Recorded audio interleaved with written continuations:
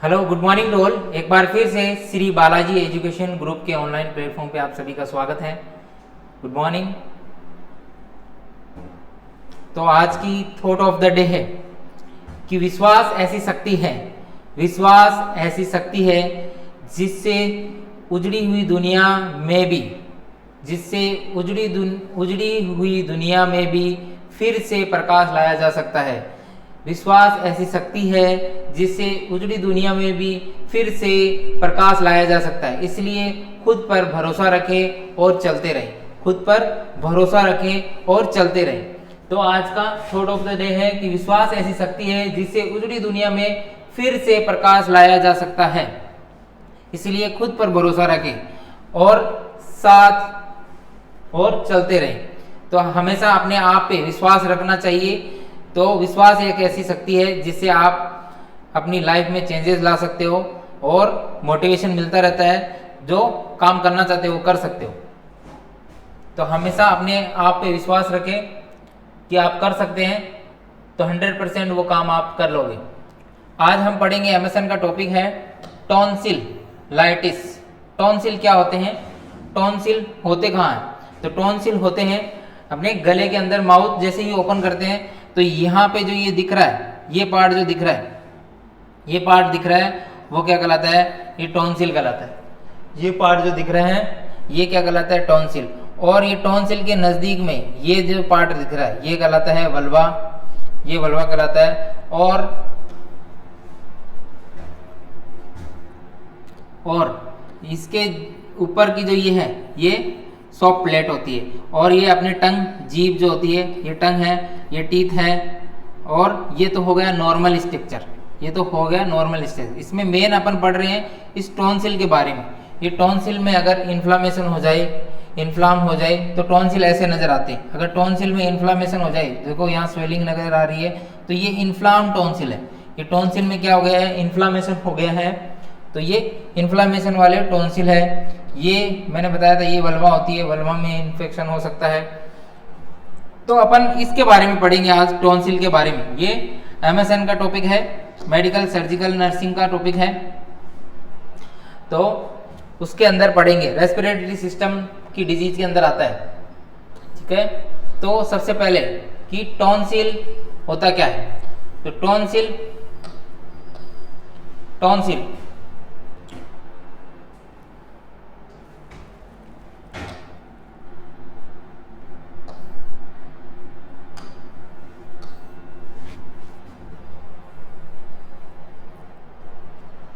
तो टॉन्सिल के अंदर, tonsil is a infectious and inflammation. Tonsil is a infectious, infection, और या तो टॉन्सिल का इन्फेक्शन बोल सकते हैं या फिर बोल सकते हैं इन्फ्लामेशन। इन्फ्लामेशन हो जाना किसका? टॉन्सिल का। टॉन्सिल का इन्फ्लामेशन हो जाना क्या कहलाता है? टॉन्सिलाइटिस कहलाता है। टॉन्सिल का इन्फ्लामेशन हो जाना क्या कहलाता है? टॉन्सिलाइटिस कहलाता है।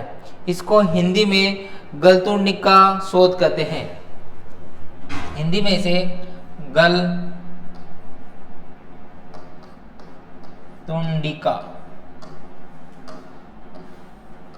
शोध, हिंदी में इसे गलतुंडिका शोध कहते हैं। गलतुंडिका शोध, हिंदी में इसे टॉन्सिलाइटिस को कहते हैं। टॉन्सिल को कहते हैं गलतुंडिका और उसको बोलते हैं शोथ, गलतुंडिका शोथ। हिंदी में जो इंग्लिश का नाम है वो थोड़ा इजी लगता है, हिंदी के नाम टफ होते हैं, तो गलतुंडिका शोथ बोलते हैं हिंदी में इसे। और टॉन्सिलाइटिस इज ए इन्फेक्शन या inflammation of the tonsil. Tonsil के अंदर इन्फेक्शन हो जाना या इन्फ्लामेशन हो जाना क्या कहलाता है? गलतुंडिका शोथ कहलाता है। क्या कहलाता है? टॉन्सिलाइटिस कहलाता है। Which are the two little lump of soft tissue at the back of the throat। Throat के पीछे के ऊपर, पीछे के साइड में जो मैंने बताया था, यहाँ पे क्या होते हैं? सॉफ्ट टिश्यू होते हैं। यहाँ पे सॉफ्ट टिश्यू होते हैं। कहाँ पे? लिटिल लिम्फ होता है, दो, वन ऑफ ईच साइड, एक एक दोनों साइड में, एक एक करके दोनों साइड में होते हैं। यहाँ पे इन्फ्लामेशन हो जाता है तो वो कहलाता है टॉन्सिलाइटिस कहलाता है। यहाँ पे इन्फ्लामेशन हो जाना क्या कहलाता है? टॉन्सिलाइटिस कहलाता है। तो अभी देखिए ये है हेल्दी पर्सन के टॉन्सिल, ये क्या है? हेल्दी पर्सन के टॉन्सिल है। ये आपके हेल्दी पर्सन के टॉन्सिल है, ये जो है ये हेल्दी पर्सन के टॉन्सिल है। जो इसके अंदर मैंने बताया था कि देखो ये है जो नॉर्मल टॉन्सिल है, यहाँ पे जो टॉन्सिल दिख रहे हैं ये नॉर्मल टॉन्सिल है, इसको नॉर्मल टॉन्सिल बोल सकते हैं, नॉर्मल टॉन्सिल, ये नॉर्मल है। इसके बाद में ये वल्वा है, ये टीथ वगैरह यहाँ पे, और ये सॉफ्ट प्लेट है। तो अब इसमें अगर टॉन्सिलाइटिस हो जाता है तो टॉन्सिल का इन्फ्लामेशन क्या कहलाता है? टॉन्सिलाइटिस कहलाता है। टॉन्सिल का इन्फ्लामेशन टॉन्सिलाइटिस कहलाता है। तो यहाँ पे ये देखो वल्वा में स्वेलिंग आ गई है, टॉन्सिलाइटिस होने पे वल्वा में स्वेलिंग आ सकती है। और थ्रोट कैसा हो गया? रेड हो गया। थ्रोट जो है वो रेड दिखाई दे रहा है, रेडनेस थ्रोट में आ गई है, रेडनेस।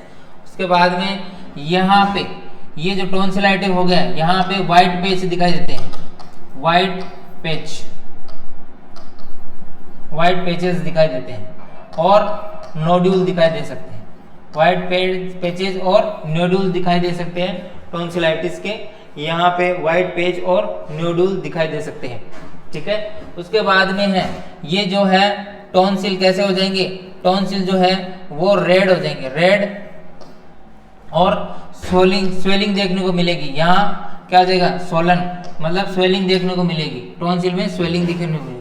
और जो टंग है वो ग्रे एंड फ्री कलर की देखने को मिलेगी। जो टंग हो जाएगी वो कैसे हो जाएगी? ग्रे टंग कैसे हो जाएगी? ग्रे कलर की लगभग देखने को मिलेगी। तो ऐसे टॉन्सिलाइटिस के सिम्टम होते हैं। तो टॉन्सिल में सिंपल सी है, टॉन्सिलाइटिस किसे कहते हैं? तो टॉन्सिल में इन्फ्लामेशन हो जाना टॉन्सिलाइटिस कहलाता है। टॉन्सिल के अंदर इन्फ्लामेशन हो जाना क्या कहलाता है? टॉन्सिलाइटिस कहलाता है।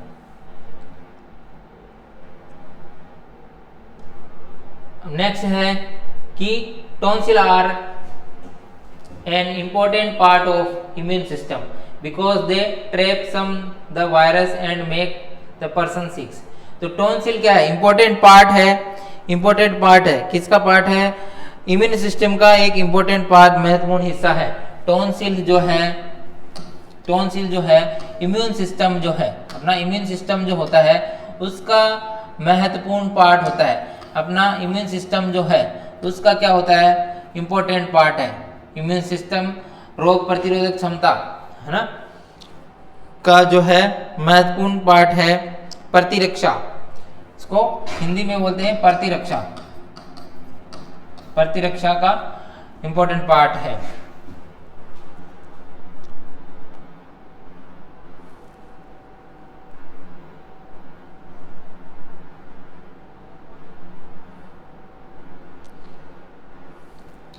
और because they trap some virus, ये वायरस को रोकता है। दे मेक सम पर्सन सिक, और उसकी वजह से व्यक्ति बीमार भी हो सकता है। तो when the tonsil become the infected, अगर टॉन्सिल इन्फेक्टेड हो जाते हैं, टॉन्सिल अगर इन्फेक्टेड हो जाते हैं, व्हेन टॉन्सिल बिकम इन्फेक्टेड, अगर संक्रामक हो गए, दे स्वेल, और उसके कारण क्या हो जाती है? वहां पे स्वेलिंग आ जाती है, सूजन आ जाती है। अगर टॉन्सिल में इन्फेक्शन हो गया तो वहां सूजन आ जाएगी, बिकम सोर, वहां पे घाव हो सकते हैं, मेकिंग सोलोइंग डिफिकल्टी, और सोलोइंग डिफिकल्टी, उसे निगलने में क्या प्रॉब्लम हो सकती है? निगलने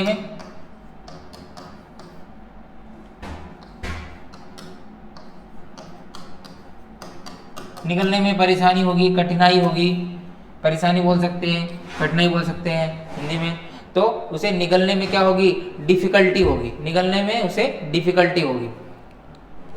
तो ये क्या है? टॉन्सिल में अगर इन्फेक्शन हो गया तो वहां पे क्या हो जाएगी? स्वेलिंग हो जाएगी, और वहां पे घाव हो सकता है, स्वेलिंग हो सकती है, टॉन्सिल सूज जाते हैं, और वहां पे क्या हो सकता है? पेन भी हो सकता है। ठीक है, पेन भी हो सकता है, और निकलने में कठिनाई हो सकती है। और टॉन्सिल गले में दर्द भी हो सकता है, गले में है क्या है, गले में पेन भी हो सकता है, पेन भी होगा। ये रीजन हो गया। अब है टाइप, इसके कितने टाइप होते हैं, तो इसके टाइप पढ़ते हैं। इसके क्या पढ़ते हैं, टाइप पढ़ते हैं। टाइप कैसे होते हैं, कितने प्रकार के होते हैं, तो वो पढ़ते हैं। टाइप है इसके, तो टाइप में है पहला एक्यूट टॉन्सिलाइटिस। तो एक्यूट टॉन्सिलाइटिस किसे कहते हैं, तो एक्यूट टॉन्सिलाइटिस क्या होता है, ये इस प्रकार के लक्षण 3 से 4 दिनों तक रहते हैं। इस प्रकार के the symptom of this type last for 3 to 2 days। मतलब जो इस प्रकार के जो एक्यूट टॉन्सिलाइटिस है, इस प्रकार का टॉन्सिलाइटिस है, इस प्रकार का जो टॉन्सिलाइटिस है, उसके जो सिम्टम है, लक्षण है, वो कितने दिन दिखाई देते हैं, तो वो दिखाई देते हैं type of last 3 to 4 days। कितने दिखाई देते हैं, 3 to 4 days, 3 से 4 दिन के करीब उसके सिम्टम दिखाई देते हैं। कम से कम कितने दिखाई देते हैं, 3 से 4 दिन तक, 3 से 4 दिन तक उसके सिम्टम जो है वो दिखाई देते हैं।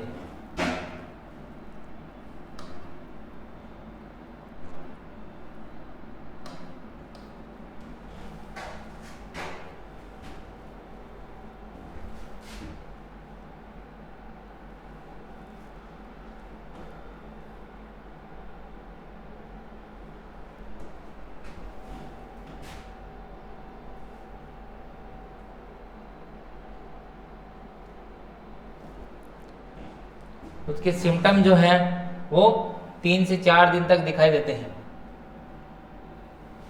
ठीक है, एक्यूट के जो सिम्टम्स हैं वो 3 से 4 दिन तक दिखाई देते हैं।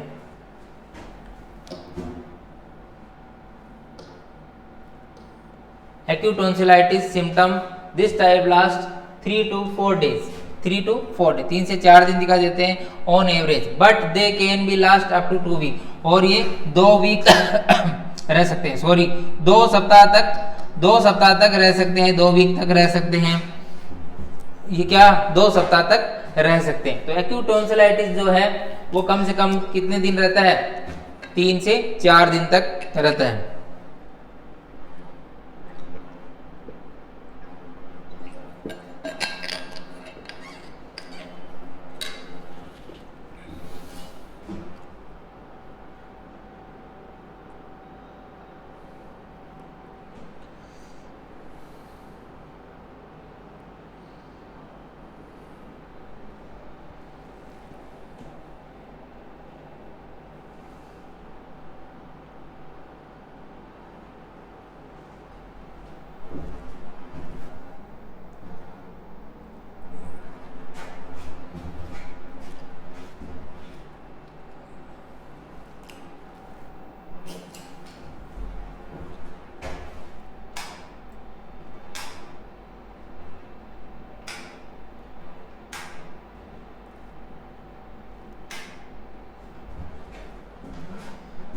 अब पढ़ते हैं रिकरेंट टॉन्सिलाइटिस। सेकंड है रिकरेंट टॉन्सिलाइटिस। रिकरेंट टॉन्सिलाइटिस, तो इसके बारे में पढ़ते हैं। Recurrent tonsillitis, this type of tonsillitis occur several time through out the years. इस प्रकार का जो है टॉन्सिलाइटिस पूरे वर्ष में कई बार होता है। एक ही साल में कई बार हो जाता है, बहुत बार हो जाता है। एक साल में 5-7 बार हो जाता है या कई बार हो जाता है, तो वो कहलाता है रिकरेंट टॉन्सिलाइटिस। उसके बाद में है क्रोनिक टॉन्सिलाइटिस। तीसरा है chronic tonsillitis. This type of tonsillitis occur when tonsil have been infected for long time. ये इस टाइप का जो टॉन्सिलाइटिस है, क्रोनिक टॉन्सिलाइटिस जो है, इस टाइप का टॉन्सिलाइटिस लंबे टाइम तक, this type of tonsillitis occur when tonsil have been infected for a long time, लंबे टाइम तक अगर टॉन्सिल इन्फेक्टेड रहते हैं, लंबे टाइम तक अगर टॉन्सिल इन्फेक्टेड रहते हैं तो इस टाइप का क्रोनिक टॉन्सिलाइटिस हो जाता है, इस टाइप का टॉन्सिलाइटिस देखने को मिलता है। ठीक है, उसके बाद में नेक्स्ट जो है आपके कारण क्या होते हैं, इसके कारण क्या होते हैं, टॉन्सिलाइटिस के कारण क्या होते हैं।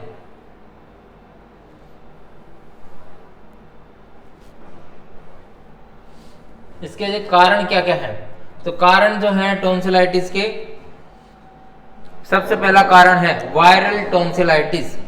सबसे पहला जो कारण है वो है आपके वायरल टॉन्सिलाइटिस। वायरल की वजह से, वायरस की वजह से अगर ये इन्फेक्शन हो जाता है, टॉन्सिलाइटिस हो जाता है, तो उसे वायरल टॉन्सिलाइटिस, इसका एक रीजन है ये वायरल की वजह से भी हो सकता है। तो virus such as a cold and flu influenza, ये वायरस कैसे हो सकता है, कोल्ड के द्वारा, सर्दी लगने पे, फ्लू हो गया है या इन्फ्लुएंजा हो गया है, cause the majority of case of tonsillitis up to 70%। 70% case में वायरल इन्फेक्शन में कोल्ड या फ्लू होने के कारण उसमें क्या हो जाता है, पेशेंट में टॉन्सिलाइटिस देखने को मिलता है, सर्दी लग जाना, कोल्ड मतलब सर्दी लग जाना। उसके बाद में नेक्स्ट है बैक्टीरियल टॉन्सिलाइटिस, इसको स्ट्रेप थ्रोट भी बोलते हैं, बैक्टीरियल टॉन्सिलाइटिस। बैक्टीरियल टॉन्सिलाइटिस तो ग्रुप ए बैक्टीरियल टॉन्सिलाइटिस है, group A streptococcus bacteria are responsible for the majority. तो इस प्रकार का जो बैक्टीरियल टॉन्सिलाइटिस होता है, जीवाणु के द्वारा जो ये टॉन्सिलाइटिस होता है, उसमें जो बैक्टीरिया है वो कौन सा बैक्टीरिया जिम्मेदार है, उसमें जो बैक्टीरिया है वो स्ट्रेप्टोकोकस बैक्टीरिया रेस्पॉन्सिबल होता है। इसमें ग्रुप ए का जो स्ट्रेप्टोकोकस बैक्टीरिया है, कौन से ग्रुप का, ग्रुप ए का जो स्ट्रेप्टोकोकस बैक्टीरिया होता है ये जिम्मेदार होता है। स्ट्रेप्टोकोकस जो बैक्टीरिया है उसकी वजह से, इस बैक्टीरिया की वजह से टॉन्सिलाइटिस हो सकते हैं। ठीक है, स्ट्रेप्टोकोकस बैक्टीरिया की वजह से टॉन्सिलाइटिस हो सकते हैं। अगर साइन एंड सिम्टम अब पढ़ते हैं इसके, ये तो हो गया बैक्टीरियल और वायरस की वजह से टॉन्सिलाइटिस हो सकता है। अब है इसके sign and symptom. Sign and symptom क्या होते हैं, लक्षण क्या होते हैं इसके, तो symptoms of tonsillitis, inflame and swollen tonsil. सबसे पहले ये जो टॉन्सिल है वहां पे क्या दिखेगी, स्वेलिंग दिखेंगी, तो इन्फ्लाम और सोलो टॉन्सिल, तो इन्फ्लाम और सोलो टॉन्सिल ये देखने को मिलेगा। टॉन्सिल कैसे हो जाएंगे, देखो रेड एंड सोलो टॉन्सिल लिखा हुआ है यहाँ पे, रेड और कैसे हो जाएंगे, रेड हो जाएंगे। तो सबसे पहला एक सिम्टम है inflame and swollen tonsil. Red of the tonsil, tonsil कैसे हो जाएंगे, लाल कलर के हो जाएंगे, रेड दिखाई दे रहे हैं, ठीक है, रेड हो जाएंगे। उसके बाद में हेडेक देखने को मिलेगा, पेनफुल ब्लिस्टर और ulcer of the throat, throat में पेनफुल ब्लिस्टर यानी छाले हो सकते हैं, ईयर पेन हो सकता है, कान में दर्द हो सकता है, डिफिकल्टी इन सोलोइंग और ब्रीदिंग, सांस लेने में और कुछ भी सोलो करने में डिफिकल्टी होगी, सांस लेने में और कुछ भी सोलो करने में उसे डिफिकल्टी होगी। उसके बाद में बैड ब्रेथ, उसमें जो स्मेल आएगी, जो सांस लेता है तो वो गंदी बैड स्मेल आएगी।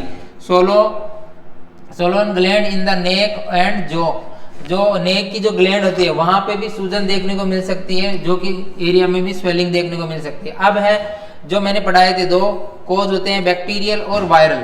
तो बैक्टीरियल के अंदर क्या देखने को मिलता है और वायरल के अंदर क्या, बैक्टीरिया के अंदर जो है स्वेलिंग, वल्वा में और स्वेलिंग हो जाती है। उसके बाद में व्हाइटिश स्पॉट देखने को मिलते हैं टॉन्सिल के ऊपर, जो टॉन्सिल होते हैं वहां पे व्हाइट कलर के स्पॉट और देखने को मिलेंगे बैक्टीरियल इन्फेक्शन के अंदर। उसके बाद में रेड सोलो टॉन्सिल हो जाएंगे और थ्रोट भी कैसा हो जाएगा, रेड कलर का हो जाएगा, थ्रोट भी रेड कलर का हो जाएगा, थ्रोट भी रेड कलर का हो जाएगा। उसके बाद में ग्रे फ्री टंग्स, और टंग कैसी हो जाएगी, ग्रे फ्री कलर की टंग हो जाएगी। ये सिम्टम जो है ये बैक्टीरियल के अंदर देखने को मिलेगा, रेड कलर का हो गया है, यहाँ पे व्हाइट स्पॉट दिख रहे होंगे, और ये जो कलर है ये कैसा हो गया, ग्रे कलर का कलर टंग का कलर ग्रे कलर का हो जाता है। ये कुछ बैक्टीरियल इन्फेक्शन में देखने को मिलता है। वायरल के अंदर क्या देखने को मिलता है, red and swollen tonsil. Tonsil कैसे हो जाते हैं, ज्यादा रेड हो जाए और उसमें स्वेलिंग आ जाए तो वो वायरल की वजह से होता है। और थ्रोट कैसा होता है, थ्रोट भी रेड हो सकता है। तो ये जो है ये वायरल के अंदर देखने को मिलता है। ये सिम्टम वायरल के अंदर और ये वाले बैक्टीरियल के अंदर देखने को मिलते हैं। अब वापस पढ़ देते हैं। Tonsil characterise by the inflammation of swallowing tonsil which make be difficult to breathe and of the mouth other sign of symptoms. सबसे पहले टॉन्सिल के अंदर स्वेलिंग वगैरह देखने को मिलेगी, ये सबसे मेन सिम्टम है। इन्फ्लाम हो जाएगा और स्वेलिंग देखने को मिलेगी, उसकी वजह से डिफिकल्टी होती है ब्रीथ लेने में और कुछ भी निकलने में। और अदर सिम्टम जो है वो क्या देखने को मिलेंगे, थ्रोट पेन और टेंडरनेस। थ्रोट पेन गले का दर्द हो सकता है और टेंडरनेस हो सकता है। उसके बाद में फीवर, बुखार देखने को मिलेगी। अगर इन्फेक्शन इन्फ्लामेशन हो जाता है तो बॉडी में बुखार आ जाता है। उसके बाद में रेड टॉन्सिल हो जाते हैं। टॉन्सिल का कलर कैसा हो जाता है, लाल कलर का हो जाएगा। उसके बाद में tonsil with the white and yellow coating. Tonsil के ऊपर व्हाइट पेच दिखाई देते हैं, व्हाइट कलर के पेचेस हो जाते हैं। पेनफुल ब्लिस्टर हो सकते हैं, अल्सर वगैरह हो सकते हैं थ्रोट के अंदर। सर दर्द हो सकता है, हेडेक, लॉस ऑफ एपेटाइट, भूख न लगना। बाद में ईयर पेन, नेक्स्ट सिम्टम है ईयर पेन, कान में दर्द होना, ये कुछ सिम्टम नजर आएंगे। उसके बाद में नेक्स्ट है डिफिकल्टी इन सोलोइंग, निकलने में क्या होगी, डिफिकल्टी होगी। और सोलो ग्लैंड जो है, नेक की जो ग्लैंड होती है, जो ग्लैंड होती है वहां पे सूजन देखने को मिलेगी, उस एरिया में सूजन हो जाएगी। तो नेक एंड ये 10 सिम्टम्स है जो मोस्टली टॉन्सिलाइटिस के अंदर पाए जाते हैं। फीवर विद चिल्स भी आ सकते हैं। अगर ज्यादा सीवियर इन्फेक्शन है, बैक्टीरियल इन्फेक्शन है, तो फीवर के साथ में चिल्स भी आ सकते हैं। बैड ब्रीथ, माउथ से स्मेल आएगी। और रफ और म्यूटेड वॉइस कैसे हो जाएगी, रफ हो जाएगी। स्टिफ नेक भी स्टिफ हो सकती है। ये कुछ सिम्टम और भी नजर आ सकते हैं। उसके बाद में है डायग्नोसिस, क्या करोगे, इसका निदान क्या करोगे। तो doctor will be perform the physical examination. सबसे पहले क्या करेंगे, फिजिकल एग्जामिनेशन। हर में लिख सकते हो, फिजिकल एग्जामिनेशन करके सबसे पहले फिजिकल एग्जामिनेशन करेंगे और सिम्टम देखेंगे उसके। Examination the tonsil is see, तो रेड टॉन्सिल कैसे दिखेगा, रेड दिखेगा, स्वेलिंग दिखेगी टॉन्सिल में। फील विद द पस से भरे हुए दिखेंगे। तो doctor will be also see the patient has B fever, और फीवर बुखार देखने को मिलेगा। सिम्टम में बी इन्फेक्टेड, और ये अगर फीवर आ रहा है पेशेंट को तो ये शो करेगा कि ये इन्फेक्शन हो गया है। In the ear and nose, और ईयर कान और नाक में भी हो सकता है। And any swelling of the shortness of the side of the neck, और नेक के साइड में भी स्वेलिंग देखने को मिलेगी। ऐसे सिम्टम अगर देखते हैं तो उससे आप कंफर्म कर सकते हो कि ये एक तो हो गया सिम्टम के अकॉर्डिंग फिजिकल डायग्नोसिस करके। दूसरा जो है नेक्स्ट जो डायग्नोसिस है वो है थ्रोट स्वाब टेस्ट। थ्रोट से स्वाब टेस्ट करना है, जिससे क्या है बैक्टीरिया का पता लगाया जा सकता है। Doctor will be examine the saliva को एग्जामिन करना है। Throat cells will strap the bacteria के द्वारा पता लगा सकते हैं। They will be clean the back of the throat using the cotton swab से क्लीन करना है। और negative test will be indicate the tonsillitis has be caused by virus. अगर नेगेटिव आ रहा है, अगर पॉजिटिव आ रहा है तो बैक्टीरिया का पता चल जाएगा। अगर नेगेटिव आ रहा है तो वो वायरस की वजह से हो सकता है, तो वो वायरस का पता लगाएंगे। उसके बाद में ब्लड टेस्ट के द्वारा पता लगा सकते हैं। It is look for the high and low quantities of the blood cells to determine where tonsil has been caused by virus and bacteria. तो इसे ब्लड टेस्ट के द्वारा भी पता लगा सकते हैं बैक्टीरिया या वायरस की वजह से हो रहा है कि इससे हो रहा है।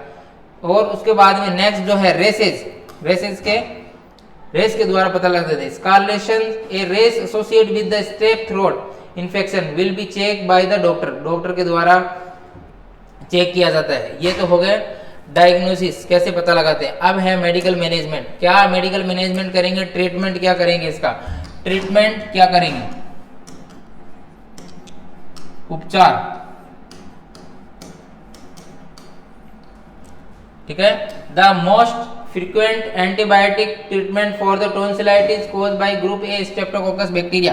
ये किसकी वजह से होता है? मोस्ट ऑफ जो बैक्टीरिया है वो कौन सा? ग्रुप ए स्ट्रेप्टोकोकस बैक्टीरिया की वजह से ये बीमारी होती है। टॉन्सिलाइटिस जो बीमारी है वो होती है ग्रुप ए स्ट्रेप्टोकोकस बैक्टीरिया की वजह से होती है tonsillitis.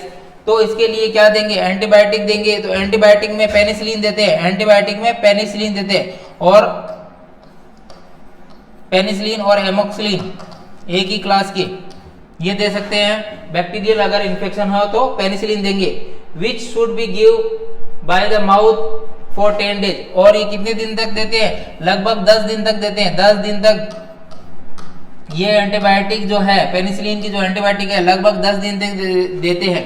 The doctor should be prescribe common antibiotic if the patient has allergic penicillin. अगर उसे पेनिसिलिन की एलर्जी है तो दूसरी कोई एंटीबायोटिक डॉक्टर प्रेस्क्राइब कर सकता है, दूसरी एंटीबायोटिक प्रेस्क्राइब कर सकता है। उसके बाद में दूसरा है ओटीसी पेन रिलीव, एस्टामिनोफेन और ibuprofen should be given.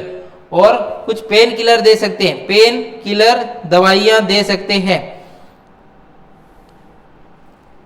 Pain killer दवाइयां दे सकते हैं। पेन रिलीव जो ड्रग्स होती है, जो एनाल्जेसिक ड्रग होती है, तो एसिटामिनोफेन दे सकते हैं, पीसीएम वगैरह, और आइबुप्रोफेन जो ड्रग्स है वो दे सकते हैं। ये दवाइयां पेन को कम कर देगी, जो गले में दर्द वगैरह हो रहा है उसको कम कर देगी। उसके बाद में है बेंजोकेन और other numbing lozenges should be given for the numb of the throat. Benzocaine वगैरह दे सकते हैं पेशेंट को गले को नम करने के लिए, बेंजोकेन दे सकते हैं। अदर नंबिंग लोजेंस भी दे सकते हैं। तो बेंजोकेन वगैरह और लोजेंस दे सकते हैं, बेंजोकेन और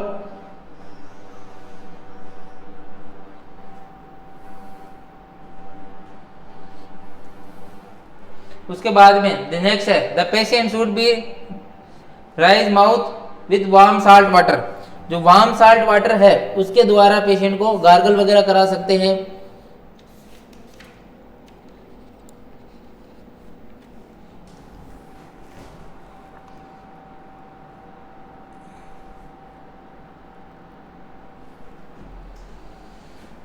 patient should be rise, mouth को साफ कराना है, धोना है। उसके बाद में throat pen should be relieve with the warm and very cold liquid.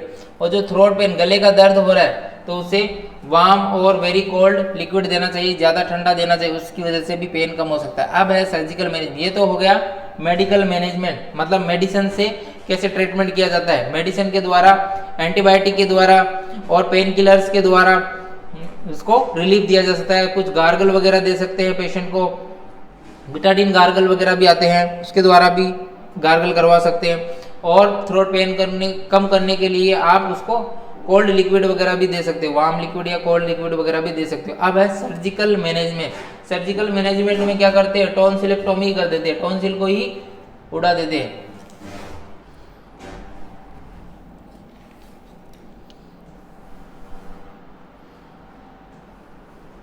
इसके क्या करते हैं? टॉन्सिल को ही हटा देते हैं। तो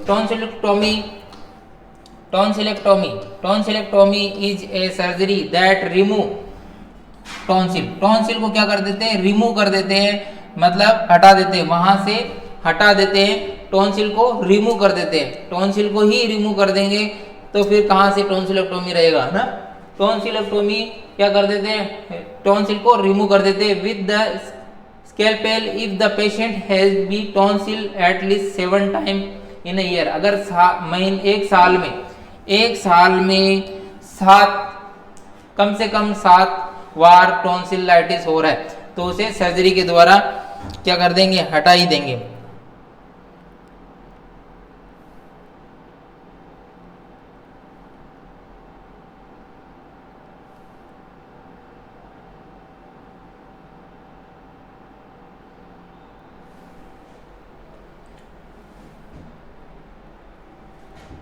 उसके बाद में 4 to 5 time in previous 2 year. और प्रीवियस 2 ईयर में कितने? 4 से 5 टाइम हो 2 साल के अंदर, और 3 time in the previous 3 year. 3 year में भी 3 टाइम हो चुका हो। तो उसके लिए टॉन्सिलोटोमी कहते थे। Other technique for removing tonsil, और भी एक टेक्निक होती है, ये तो हो गई सीधा सर्जरी के द्वारा रिमूव कर सकते हो। उधर अदर टेक्निक है solo tonsil. Tonsil include the laser, radio waves, ultrasonic energy और इलेक्ट्रो कॉटरी, इसके द्वारा भी आप सर्जरी कर सकते हो। लेजर सर्जरी कर सकते हो, रेडियो वेव से सर्जरी कर सकते हो, और इलेक्ट्रो कॉटरी आती है उससे भी सर्जरी कर सकते हो, या ट्रांसोनिक एनर्जी के द्वारा ये सर्जरी करके टॉन्सिलेक्टोमी करके टॉन्सिल को हटा सकते हैं। अब है nursing management. Nursing management, nurse क्या मैनेजमेंट रखती है, क्या नर्स क्या करती है, नर्स कैसे टॉन्सिलेक्टोमी का मैनेजमेंट करती है। तो the nurse should be position the patient in a abdomen or sideline position to aid secretion and drainage। Patient कौन सी पोजीशन देगी, the patient nurse should be position the patient in A abdomen, या तो abdomen की side position देगी या side line position एक side में, to add secretion drainage, जो गले से सिक्रीशन वगैरह निकल रहे हैं उसके लिए पेशेंट नर्स को क्या देगी,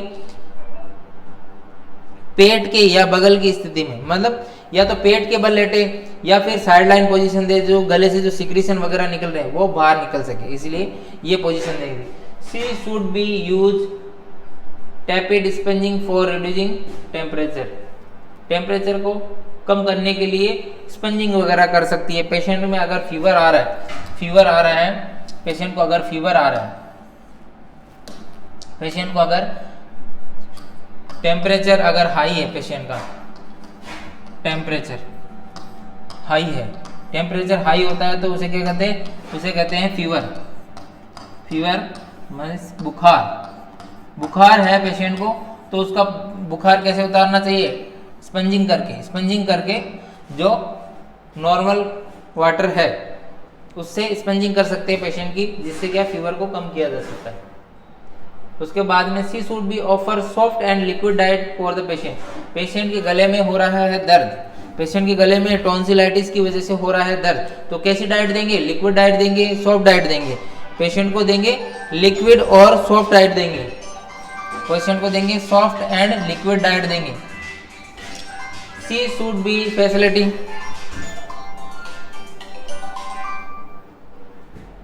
अब she should be facility warm salt gargle, patient को वार्म साल्ट गार्गल दे सकते हैं, साल्ट और बिटाडिन गार्गल भी प्रोवाइड कर सकते हैं। She should be give the prescribe analgesic and antipyretic of the patient, patient को कौन सी देनी है, एनाल्जेसिक्स, पेन किलर्स, जो पेन की दवाइयां हैं वो दे सकते हैं पेन को कम करने के लिए, ठीक है, दर्द को कम करने के लिए। एनाल्जेसिक मतलब दर्द को कम करने वाली, दर्द निवारक गोलियां, ठीक है, दर्द को कम करने वाली, जैसे मैंने बताई थी आइबुप्रोफेन और डाइक्लो और पीसीएम भी पेन एंटीपायरेटिक भी होती है, एनाल्जेसिक भी होती है। एंटीपायरेटिक पीसीएम पैरासीटामोल, ये एंटीपायरेटिक, एंटी इन्फ्लामेटरी और एनाल्जेसिक तीनों एक्शन होता है इसका।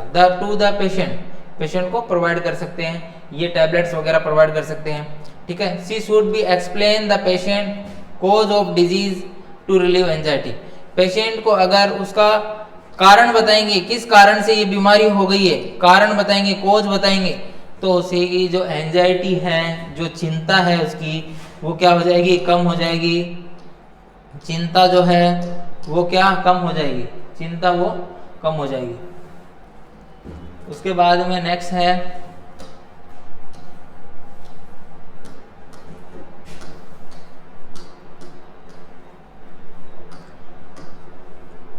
तो एक बार वापस रिवीजन कर लेते हैं थोड़ा सा।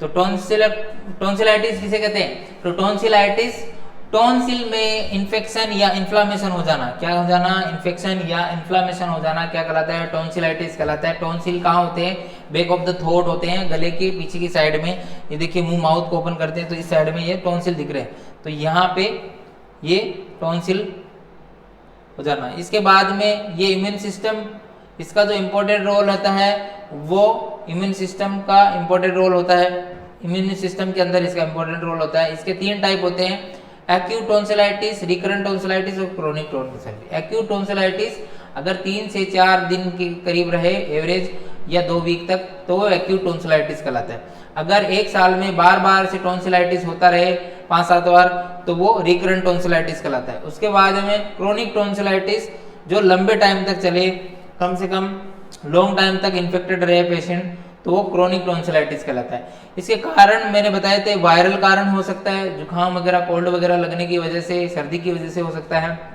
फ्लू की वजह से हो सकता है, और बैक्टीरियल का मोस्ट कॉमन कारण है Streptococcus, group A streptococcus bacteria है, उसकी वजह से ये बीमारी हो सकता है। साइन एंड सिम्टम के अंदर इसके अंदर क्या थ्रोट पेन देखने को मिलेगा, और टॉन्सिल के अंदर सबसे इंपॉर्टेंट, टॉन्सिल के अंदर स्वेलिंग देखने को मिलेगी, रेड पैचेस हो जाएंगे, टॉन्सिल रेड कलर के हो जाएंगे, वल्वा रेड हो जाएगी, टंग रेड हो जाएगी, और गले में दर्द होगा, निगलने में प्रॉब्लम्स होगी, फीवर होगा, रेड टॉन्सिल हो जाएंगे, और जो व्हाइट पेज दिखाई देंगे, हेडेक होगा, लॉस ऑफ एपेटाइट हो जाएगा, ईयर पेन हो सकता है, कान में दर्द हो सकता है, डिफिकल्टी इन swallowing, और कुछ भी खाने में डिफिकल्टी होगी, ये अल्सर वगैरह हो सकते हैं, माउथ के अंदर ब्लिस्टर हो सकते हैं, ये ऐसे कुछ सिम्टम दिखाई देंगे। ग्लैंड में स्वेलिंग आ सकती है, यहाँ पे देखना होगा स्वेलिंग आ जाती है गले के अंदर टॉन्सिलाइटिस होने की वजह से, तो ग्लैंड वगैरह नेक में स्वेलिंग आ सकती है। फीवर के साथ में चिल्स भी आ सकता है, माउथ से क्या है गंदी स्मेल आएगी, और वॉइस चेंज हो सकती है, स्टिफ नेक वगैरह स्टिफनेस हो सकता है। डायग्नोसिस कैसे पता लगाओ, सिम्टम के अकॉर्डिंग डॉक्टर उसके सिम्टम देख के फिजिकल एग्जामिनेशन करके पता लगा सकता है। थ्रोट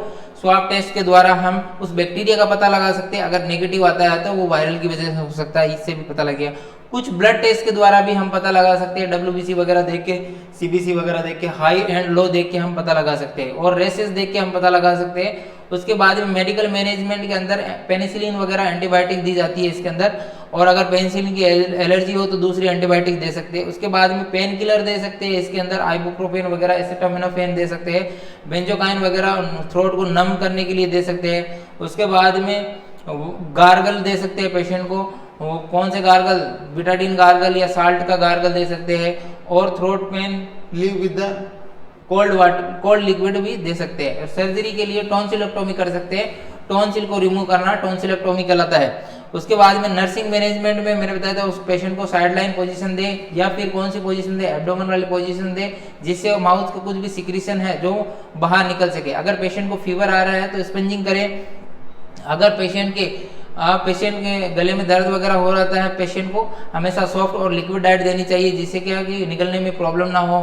उसे साल्ट का जो वार्म साल्ट वाटर है उससे गार्गल करने के लिए एडवाइस दे, बिटाडीन गार्गल से कर सकते हैं। एनाल्जेसिक वगैरह देंगे दर्द को कम करने के लिए, एंटीपायरेटिक देंगे फीवर को कम करने के लिए, और पेशेंट की एंजाइटी को कम करने के लिए पेशेंट को डिजीज के कोज के बारे में बताएंगे। ठीक है, तो thank you so much. Class को ज़्यादा से ज़्यादा लाइक करें, चैनल को सब्सक्राइब करें, और ज़्यादा से ज़्यादा लोगों को शेयर करें। Thank you so much.